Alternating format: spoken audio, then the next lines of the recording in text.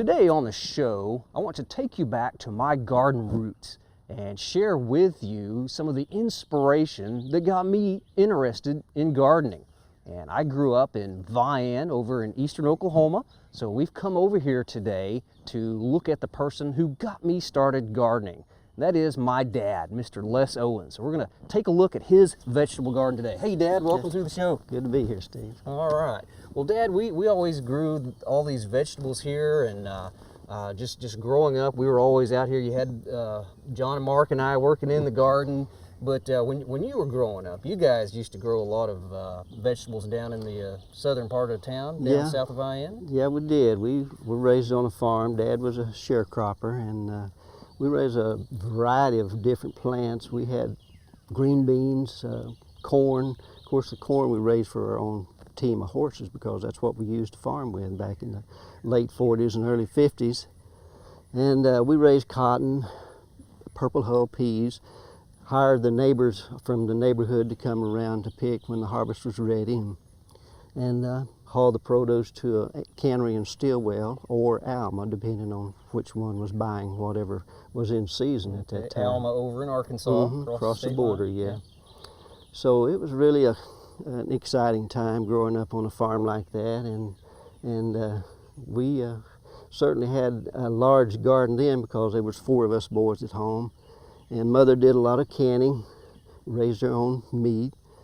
I had a smokehouse that we put it in, and the smell of Morton sugar cure is one of my fondest memories of growing up on a farm. I knew we had meat in the house when you could smell that. Well, how many acres did you guys crop down there? I think probably 80 to 100 acres usually was the average size that we farmed back then. Having a team of horses to work it, you can imagine that would limit you to how much you could raise. That'd help out a little bit. Yeah, I remember the first year Dad got a tractor, I think it was 1954, and he was really proud of that tractor, but I think the mares was a lot more prouder than he was. Okay.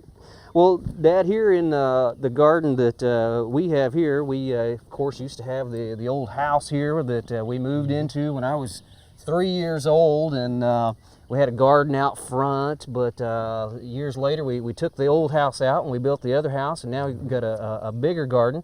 And I'll have to say this garden is a little bit bigger than I've seen you put in the last few years. Yeah, since I retired in November, I've had a little more time to spend in the garden, so I decided I would go ahead and just completely fill up between the fences here. And of course, my wife and I don't use all of it, but as you can see later on, I have quite a few pinto beans which we shell out in the roasting ear stage, and you kids and the grandkids all love them so much. Last year, because of the drought, I ran out before this crop was ready, so I like to have a little extra instead of running out every year.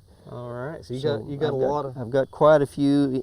These are Taylor improved horticultures, dwarf horticultures, I think is the name of them. And these are just now starting to produce. Yeah. When they're that size, they're delicious as snap beans. But and we eat them while they are small like that as snap beans. And then when they do mature to the roasting ear stage, they'll turn a pink and striped hull on them, and then we can shell them out and put them in the freezer, and they're so good. Okay.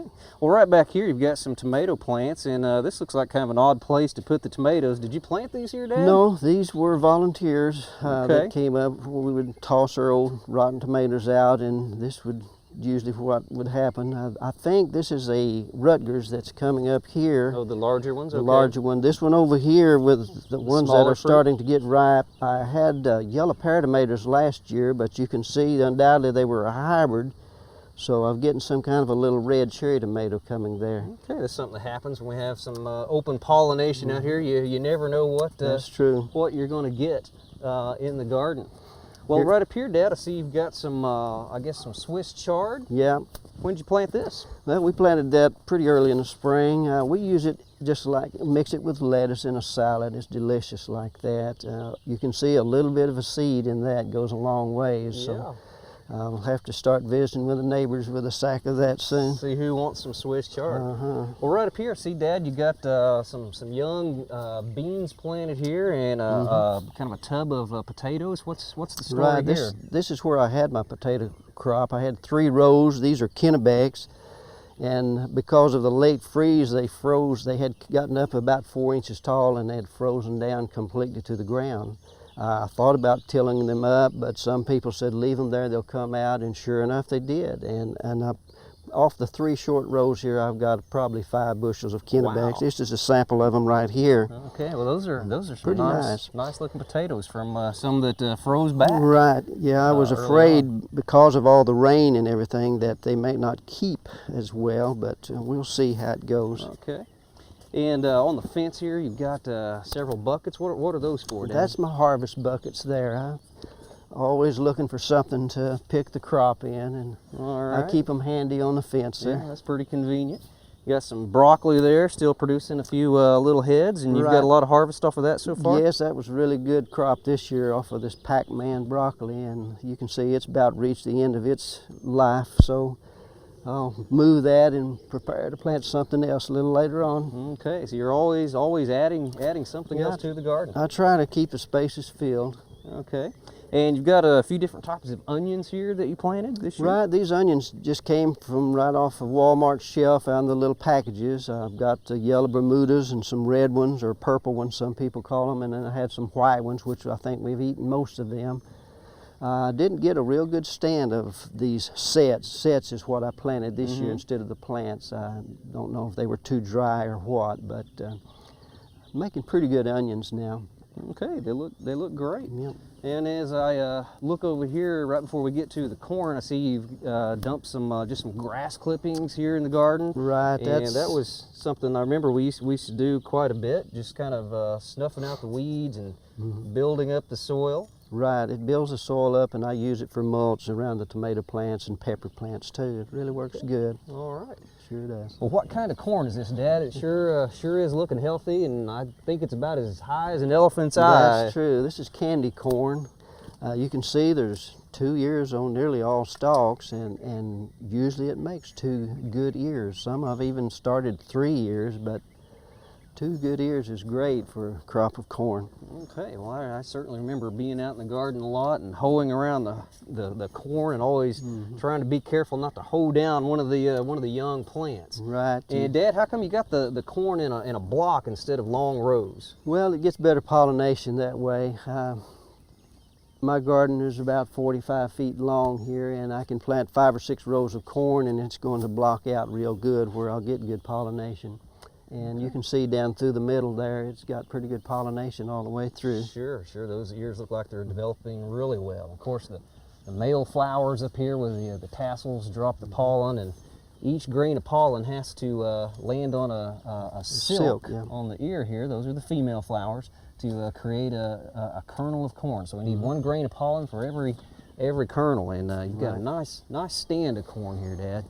Well, as we move on through the garden here, we've got some more of these beans that we like so well. Oh yeah, these are the first ones that I planted, and they're getting on into a mature stage. You can see the rain has covered them with dirt, but you can see the size of them. They're plumping up, and once they start drying, turning a different color, pink and striped, why then I'll know that they're ready to shell out and put in the freezer.